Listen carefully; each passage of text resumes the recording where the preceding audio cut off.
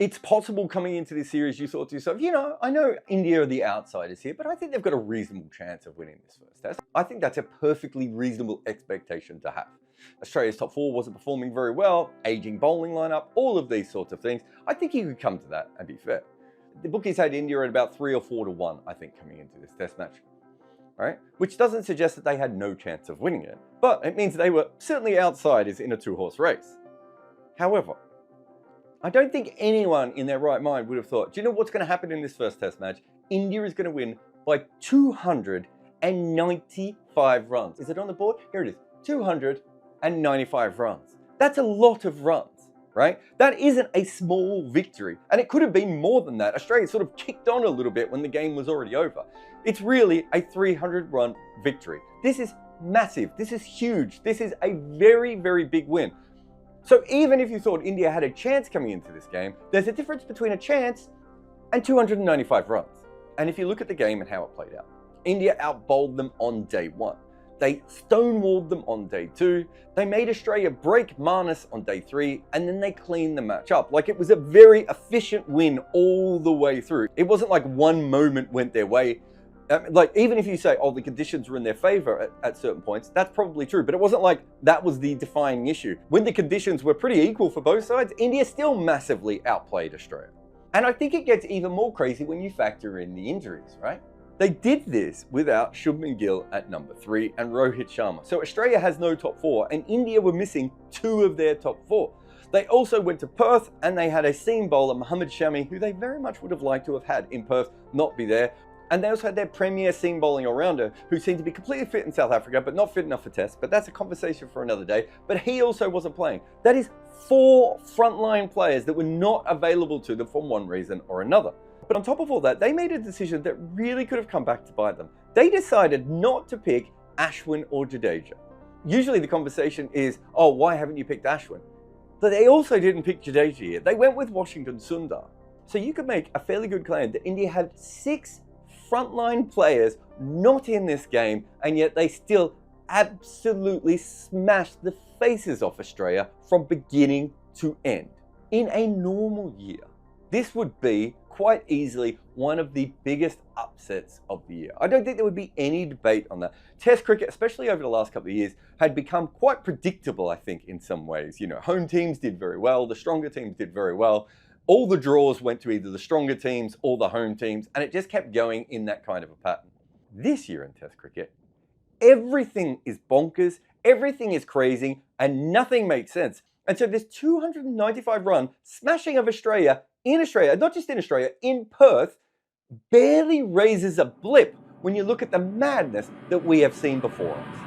If you love cricket on a deep spiritual level and want to be involved when no matches are being played, we have the game for you. Hit Wicket is so good that Harsha Bogle and me have backed it. And that's a lot of nerd energy behind one game. This is a strategic game of cricket, and it's not just about whacking your screen really, really hard with your finger. This isn't a game where you swipe all around to try and hit the ball. You work out what works best based on real-life cricket situations. For instance, dot balls bring pressure, 1s and 2s lead to 4s. There is no way you can just hit a 6 every ball or take wickets all the time. This is proper cricket, yet it still has some special gaming powers in there as well. And so this game is about playing, but also building and managing your team. You are the batter, bowler, owner, coach, captain. It's your dream, right? And there are no ads, it's just cricket. Download Hit Wicket now and bring out the cricket legend in you, because Hit Wicket is a cricket game made for you and supported by other cricket nerds. Stick it in your pocket today. This was made using MV Play's Insights. The same technology that supports the England and New Zealand test players is available to club cricketers as well. So I've been thinking about this a lot. Do you remember when Shimar Joseph won a test for the West Indies earlier this year? And it's okay if you don't, or it feels like 100 years ago. Since COVID's happened, I think all time is kind of relative and no one knows what's happening. But the point is, he did win a test in Australia. So that means this India-Australia test match, as big an upset as the 295 might be, is not actually the biggest upset in Australia this year. And if India actually go on to draw the series, I don't know, 2-2 or something, that won't be the most surprising result either, because West Indies drew their series 1-1. Like in every way you look at it, this is a monumental thing that happened. That West Indies team, no one gave them any chance of winning a test match and drawing that series. And they played brilliantly to do that, thanks to Shemar Joseph and his incredible spell. And what gets even more amazing about that, and if you're thinking, oh, well, I could weigh these two up a little bit, let me just stop you for one moment. That spell was in a day-night game in Australia. Have you seen Australia's record in day-night tests in Australia? What are we even talking about here? This was ridiculous. Also, I'm going to take a bit of a sidestep here, but the women's FTP came out this year, and I don't know if you noticed, there's a lot of test schedule. That was something I was not expecting to see. Teams like the West Indies and South Africa being that keen for women's test cricket, when quite often throughout their history, they haven't noticed that women's test cricket even exists.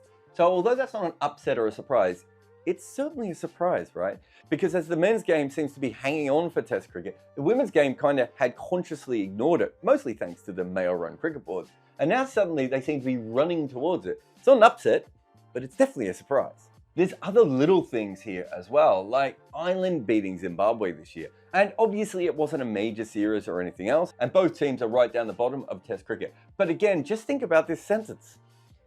Zimbabwe were a very good team in the 90s. They have this incredible history through playing domestic cricket in the Currie Cup in South Africa and everything else. And in the 1990s, when Zimbabwe was doing well in World Cups and was ranked above England in the test playing nations, Ireland didn't even have a proper professional system. In fact, to play for Ireland in the 90s, you had to pay for your own kit. We've come a long way that Ireland beat Zimbabwe and we don't even raise an eye anymore. Clearly, on current form, not the biggest upset in Test cricket. There's another series that I've been thinking about quite a bit, which was South Africa versus India. I think that India team was pretty legit, and I thought this was the time that they would beat them. South Africa put out some of the weirdest wickets of all time, one wicket that almost ate everybody. And they managed to, without really any batting of their own outside of Aiden Markram, do very well in that series. And again, India didn't win. But India don't win in South Africa, right? I don't think we can call that a massive upset. It's probably just more mildly surprising. But there was another Indian match that I want to mention here. And you can see here, a bit like the Shemar Joseph one, I didn't actually bother writing out the series. I've just written Ollie. Do you remember that time when England were massively behind in that test in India? And we were all like, oh, okay, so baseball went straight to India and it didn't work at all.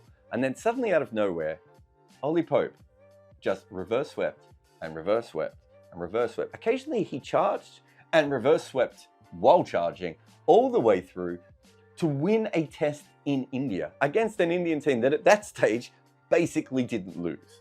England played some okay cricket in the rest of the series before eventually India was just too good for them.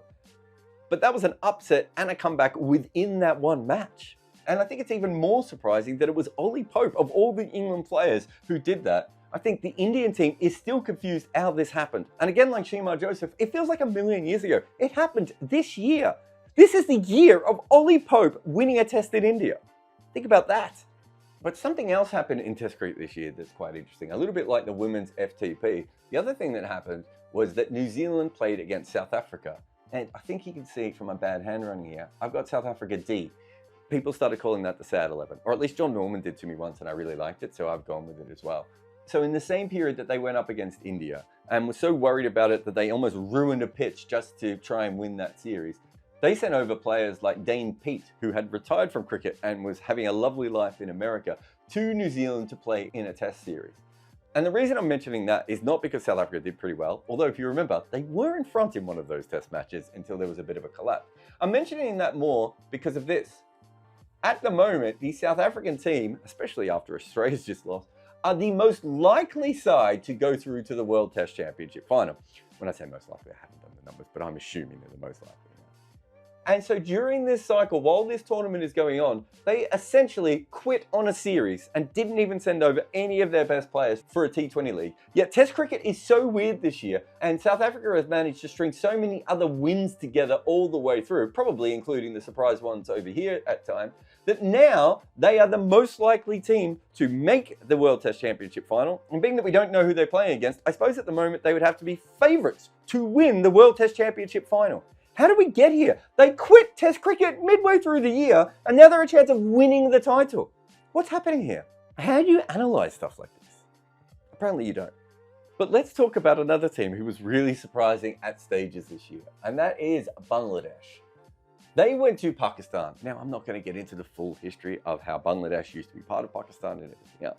But what I will tell you is this, that Bangladesh has not been a particularly good touring team, and no one expected all that much in that series. Not that they didn't think that there was a chance they could draw a test or even win a test, but the idea that they would go to Pakistan and beat Pakistan 2-0 is absolutely mind-boggling, right? That is a huge moment in Test cricket history, I think. And yet, happening in this year, I feel like it's barely a blip. I think if you ask someone about this test series in 6 months' time, they'll look at you confused, like you're making it up. Maybe you confused an ODI series or something. And that's partly because of what happens afterwards, because Bangladesh then go to India. And if you remember what happened over there, it wasn't good. They were in the first test for about 40 overs, but it was the second test with all the rain that was incredible. India managed to somehow get a result in a game that wasn't even a game. And it wasn't because innings were forfeited or anything like that, or both teams coming to an agreement on declarations or anything like that. No, India just forced through a result in what felt like about 15 minutes of test cricket through sheer force of nature. That test was drowned. It was dead on the beach. It had no pulse. And India somehow resuscitated it, got it back to full health, and sent it back out on a surfboard. That was still one of the most remarkable results in Test match cricket because of the pace and the ferocity that India actually displayed there. And remember, that came on the back of this series, or specifically the first test in this series. Pakistan go on to win that, but England in that first test, when Pakistan made over 500 and then England batted once to destroy them. 800 runs in what was, I don't know, I don't have the exact numbers here. It took them about 4 overs. It was one of the most remarkable test moments in the history of the game, except for the fact that a week later, something almost equally remarkable happened. But that's not the only reason I have this here. In fact, I've got to make a change to this board because I've got the winning teams on top, and that's not what ended up happening, is it? Because Pakistan came back from that and didn't just beat England, but destroyed England in the next 2 test matches. Now, of course, we know that England playing against spin is always a little bit vulnerable and everything else, and Pakistan did some weird things by playing 2 test matches on the same wickets and the whole fan thing. That was fun, but weird, right? But when it comes down to it, that is still an extraordinary thing, to be so far ahead in the first test and then get punched in the face, knowing that you've already lost to this team recently, you're completely out of confidence, everyone's going to lose their jobs, perhaps people already losing their jobs. Babar Azam, Shaheen Afridi, Naseem Shah, gone, and yet they come back and they smash them. That would be one of the greatest stories in Test cricket this year. But, of course, something else happened. We could have begun and ended with this. The New Zealand versus India series is still one of the craziest things that I've ever come across. I was saying this to someone the other day, that if you look at what happened in that series, when India lost the first match, you could still make a very good claim that they would come back and win 2-1, right? They were massive favourites to win the second game. When they lost the second game, they were still really solid favourites to win the third game. In the third game, they still had a huge chance to be able to beat New Zealand again. And at every single juncture, on different pitches, with different individuals standing up all the time, New Zealand just kept finding a way to beat India. Which of course is crazy because teams haven't been beating India, and they certainly haven't been beating India at home. Like, I don't need to push this any further on you. You are already aware of how crazy this result was. 3-0. New Zealand had never beaten any team 3-0. And the team that they decided to start that with was India in India, who hadn't lost for like 1,000,000 days in a row. I don't have the numbers in front of me, but it felt like 1,000,000 days in a row. It was maybe 295 years. I'm not sure. That is one of the most remarkable results we have ever had. The most surprising, one of the biggest upsets, however you want to look at it, that came from absolutely nowhere. And yet this year, I think it kind of fits the pattern. If the West Indies can draw in Australia, if Ollie Pope can come back from nowhere and win a test, if South Africa can forfeit Test cricket and still make it to the World Test Championship final, if England can do what they did to Pakistan, if Pakistan can do what they did to England, if Bangladesh can sweep Pakistan, then of course New Zealand can beat India 3-0 because nothing in Test cricket makes sense at the moment. This has been one of the most crazy, surprising, exhilarating, bizarre years of Test cricket. I have been covering Test cricket for 17 years. I've never seen anything like it, but I'm also a historian. We don't usually get this kind of thing. Test cricket upsets happen, right? And the occasional series, but these are happening like on a daily basis. We're seeing it all the time. Test cricket is absolutely and utterly insane at the moment. And so India beating Australia by 295 runs with all those injuries and not picking everyone and everything else, It barely even touches the sides of some of these other upsets. And yet, it is in itself, in the history of the game, a huge event. Remember, Australia hold the World Test Championship. Australia are 20-6 in the last 3 years in Test cricket. And India had never beaten them before. They beat them by 295 runs, which beats their previous best. And their previous best, when they played against Australia at that stage, it was during World Series cricket, and it was essentially like a South African D11. As someone who covers Test cricket pretty much every day of his life, and is currently about to have a nap so he can get up and watch West Indies Bangladesh and hope that Bangladesh can somehow come back in that game. I mean, it'll probably be a tie, right? Because that's what we would kind of expect this year. As someone who covers all this all the time, I cannot believe how crazy Test cricket has been this year. I can't tell you if this is the best year of Test cricket of all time. Some of these results are so bizarre, and I'm still trying to process them. I still don't understand Shima Joseph or Ollie Pope, let alone Bangladesh versus Pakistan. I'm still trying to work my way through all this. So is it the best year of Test cricket of all time? I don't know. What I can tell you is, as a historian, it does feel like the weirdest year of Test matches ever. I have a book out with Abhishek Mukherjee, and it is called Overthrowing Cricket's Empire. And it's about the stories of how each team beat England for the first time. We go all the way back to the demon Fred Spofforth getting annoyed at W.G. Grace for acting a little bit like Alex Carey. And then we come all the way to present times with Rashid Khan's England's redemption. We cover every single team to beat England in a major international, but we also talk about the incredible stories, like the barefoot basher from Fiji that almost played for New Zealand. In fact, this book is full of tales like that, like how Pakistan lost a top batter after he was on the run from an angry husband of a movie star he was having an affair with, and also how one future captain of his nation realised he might have to go out and bat at Lords and that he didn't own his own pads. Cricket was used as a tool by the Empire, but what happens when those nations grow up and get good at it? Find Overthrowing Cricket's Empire on Amazon today.